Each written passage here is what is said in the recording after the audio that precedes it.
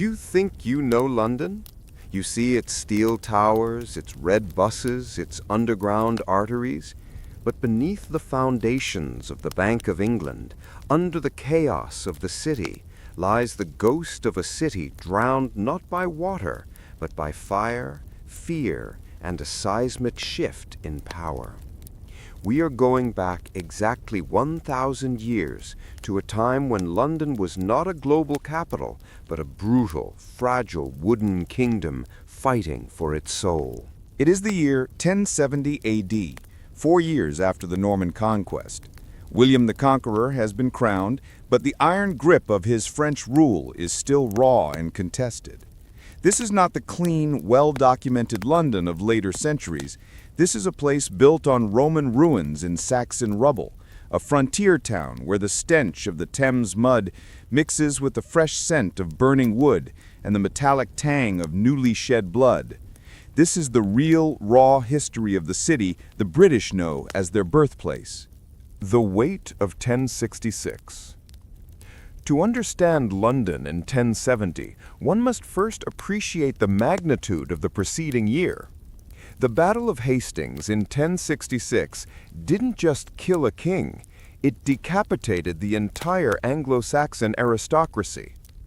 London, the strategic and economic heart of England, surrendered to William of Normandy soon after the battle, but its citizens, proud, resilient, and fiercely Anglo-Saxon, did not accept their new overlords easily. William's coronation at Westminster Abbey on Christmas Day 1066 was not a joyous affair. It was a near riot. When the congregation inside shouted their formal assent to William's rule, the Norman guards outside, mistaking the noise for a revolt, set fire to the surrounding wooden houses. Londoners naturally fled the ceremony, prioritizing the saving of their property over witnessing their new monarch's ascent. The city was crowned under a pall of smoke and panic. The new architecture of oppression. By 1070, London was a city under occupation, and William's primary task was physical control. The old Roman stone walls still encircled the city, but they offered no guarantee against internal rebellion. William understood that the key to permanent rule lay not just in law, but in architecture.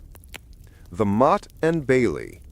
Within the ancient Roman walls, William commissioned the construction of 3 key defensive structures.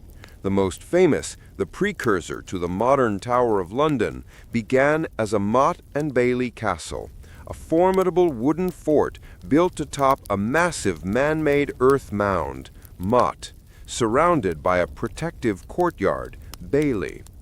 This structure, built by forced labor and overseen by Norman engineers, was a brutal, visible statement: the French are here, and resistance is futile.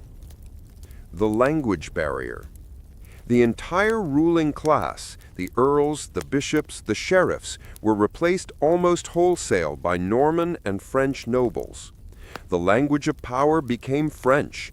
The language of the street remained English. A London merchant in 1070 needed to understand French to deal with the Norman courts, but traded in English with the Saxon weavers and blacksmiths. This linguistic chasm became the defining social divide for centuries. Archaeological finds from this period reveal the speed of change. Excavations near the Tower of London show that the construction wasn't meticulous, it was urgent. The Normans prioritized speed over polish, piling earth and wood high to assert dominance, a testament to the constant fear of Anglo-Saxon revolt lurking just outside the palisades. The Anglo-Saxon heartbeat. Despite the Norman elite replacing the aristocracy, daily life for the average churl, free peasant or merchant in London, changed slower than the politics. The heart of the city beat with the rhythm of commerce established by the Anglo-Saxons. The population of London in 1070 was small by modern standards, perhaps only around 18,000 people. But it was dense and highly specialized, concentrating around the central market district of Cheapside, then called West Cheap. The market and the midden. Cheapside was the economic engine of London. Here, the sheer sensory overload would overwhelm any modern visitor. The smell. London was an incredibly foul place. There was no sewage system beyond open gutters and the River Thames. Butchers' offal, human waste, and general garbage were routinely dumped into the streets or into the River Fleet, which flowed south into the Thames.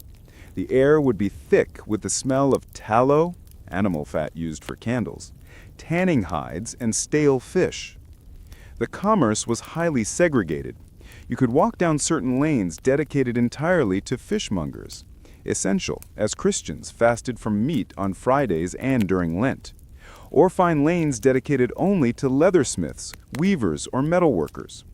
Bartering and coin exchange were constant, loud, and often aggressive. The diet, for the average person, consisted mainly of pottage, a thick vegetable stew, bread, often coarse and dark, and cheap, plentiful fish caught from the Thames and its estuary. Meat was a luxury, mainly consumed during religious feasts or by the Norman lords residing in their newly built keeps. Archaeology reveals the commonality of daily life.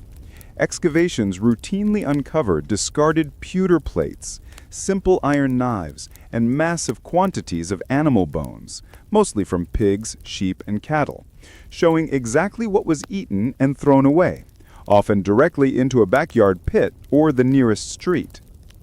The rhythms of the church. The life was entirely dictated by the Catholic Church. There were already dozens of small parish churches packed within the city walls, each serving a fiercely local community. The church bells would dictate the working day, marking the hours of prayer and rest. In 1070, the Norman rebuilding campaign had already begun to hit the church hard. The Normans saw the squat, dark Anglo-Saxon churches as primitive. They began replacing them with the heavier, grander Romanesque style, the precursor to Gothic. This architectural revolution was slow and incredibly expensive, a physical manifestation of the Normans asserting control not just over land, but over the soul of the English. The disappearance of slavery. The most profound, yet often overlooked social change William brought was the gradual eradication of chattel slavery. Before 1066, up to 10% and perhaps as high as 30% of the Anglo-Saxon population were slaves, property that could be bought, sold, or branded. The Normans, driven partly by religious principle and partly by a preference for a more structured feudal system, found this outright slavery distasteful. They gradually replaced it with the system of serfdom, where laborers were tied to the land, unfree, but were no longer considered chattel, movable property. By 1070, the system was transitioning, and the sight of a publicly sold slave in London became increasingly rare. This transition was revolutionary for the lowest ranks of society. Norman law and trial by combat. The Norman legal system was a confusing blend for the conquered Londoner. While the local Saxon courts, like the Hundred Courts, still functioned to deal with local disputes and common law, William introduced key innovations: trial by combat. For nobles and serious disputes, the Normans introduced the brutal spectacle of trial by combat. Instead of relying on the Saxon ordeal, such as handling hot iron, disputes could be settled by ritualized physical combat between the two parties or their champions. This dramatic and highly public display of justice instantly captured the imagination, adding a layer of savage theatricality to London life. Forest law. William reserved vast tracts of land, particularly outside the city walls, as royal forest, places for the king's exclusive hunting.